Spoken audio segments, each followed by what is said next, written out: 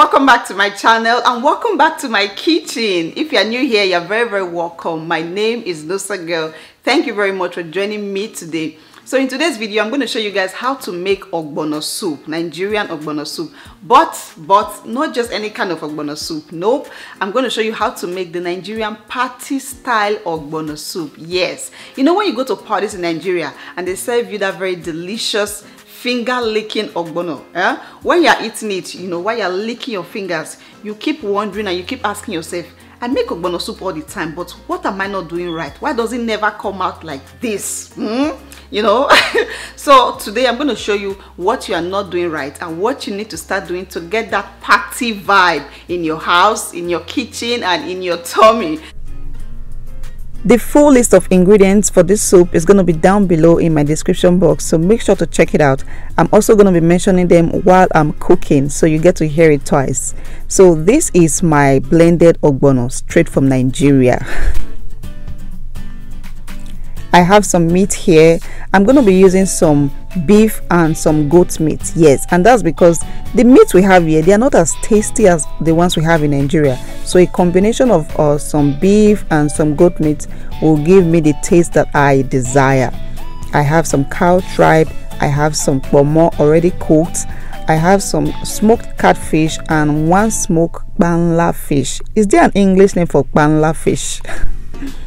I have some stockfish bits and I have snail. This is a party, so we got to bring out all the big guns. So this is my snail already washed. Everything here has been washed, and like I said, all the other ingredients are going to be down below in my description box. So let's start cooking. So I'm going to start with cooking my meat, all my meat by the way, and I forgot to mention that I'm using some beef rib and some beef shank. Yes, those to me are like the tastiest part of beef, so a combination of both flavors will give me what I am looking for. I'm going to season the meat with some onions. If you don't like onions in your Ogbono, you can remove that. Right here I have some garlic and ginger. As you guys can see, I didn't blend them or slice them into, you know, tiny pieces. I just cut them so that I can easily remove them when I'm done cooking.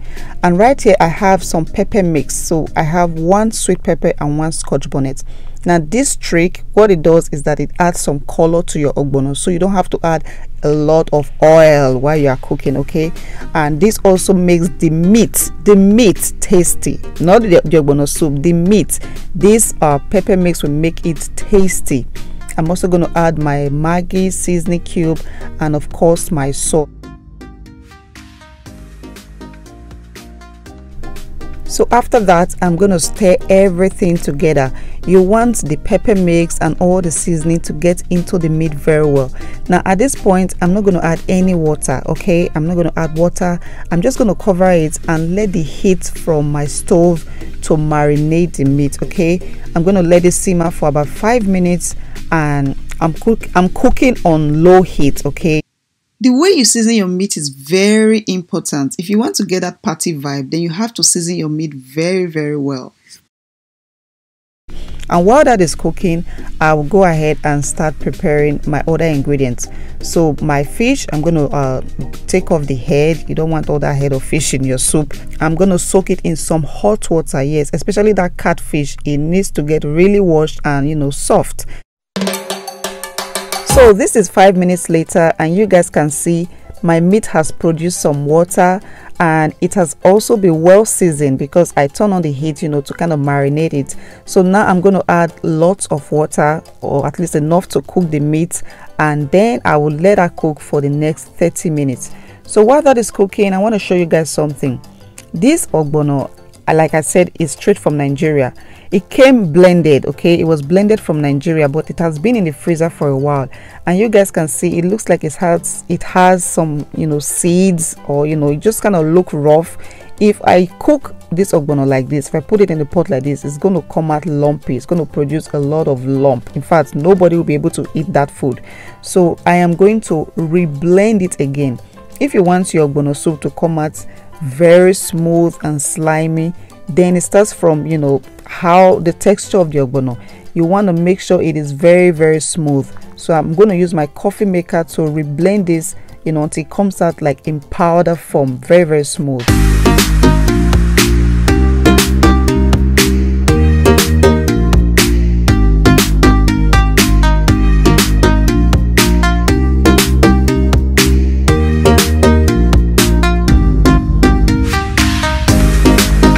So after I'm done with the ogbono, I'm going to move over to my fish, which has been soaking for a while.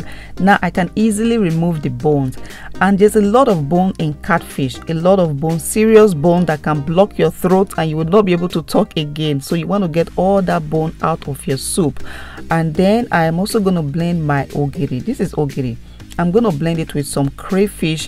This will give this ogbono soup a very unique, authentic taste. So make sure you don't miss that in your ogbono soup the next time you are cooking. And it's been 30 minutes since my meat has been cooking, exactly 30 minutes. So now I am going to start filtering the meat out from the water or from the stock. This is the reason why I didn't chop my garlic, okay, because I want to be able to identify it while I'm removing it from the stock. So after removing all that meat and filtering out all the everything left in the pot, I am going to add more water, enough water to cook the soup, and then I'm going to start adding my seasoning. So I'm going to put my Maggi seasoning cube, my blended ogiri and crayfish, some pepper. Yes, I added more cayenne pepper, and some palm oil. Now you want to allow that palm oil and all that seasoning to cook at least for 2 to 3 minutes before you introduce your ogbono. So I'm going to cover that and let it cook. This is exactly 3 minutes later. I am now going to introduce my ogbono. Like I said, the ogbono was finely blended, so I don't have any problems with getting lumps or anything. Now when you add your ogbono into the stock, just start stirring. Okay, this is a no frying method. Some people like to fry, but I am not frying. And then I'm just going to use my stick. You guys know all this, this part, okay? But yeah, we're just going to keep stirring until we start having that ogbono form, that slimy form. And then I'm going to add my kpomo, just to cook with the ogbono, and then I will cover my pot. Yes, cover my pot and let that cook for a while.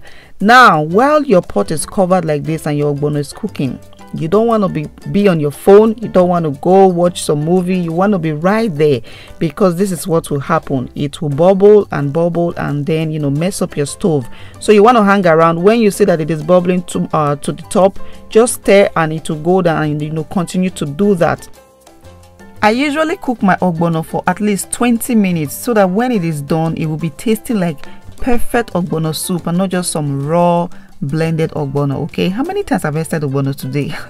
Anyway, so right now I'm going to taste for salt, and if I don't have to add more salt or any seasoning, I am going to now introduce my cooked meat and my fish, and then I'll cover it again and let that cook for at least 3 minutes.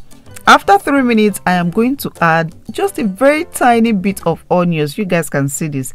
If you have never tried this thing before, please, I am begging you, try it in your next ogbono experience, and you will see what I'm talking about.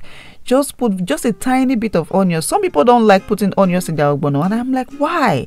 It will give it a very unique taste and flavor. And then I'm also going to add my vegetable. By the way, I'm using spinach. Okay, you can use ugu, which is even perfect, or any other kind of vegetable you prefer. And at this point, I'm cooking on very low heat because my soup is done. Everything is done. And I'm just going to stir, and then of course my water is boiling, ready to make some iba. And then this is what I have, you guys. This is looking so delicious, and of course it tastes delicious. I hope you guys enjoyed watching this video. I hope you will try out this recipe.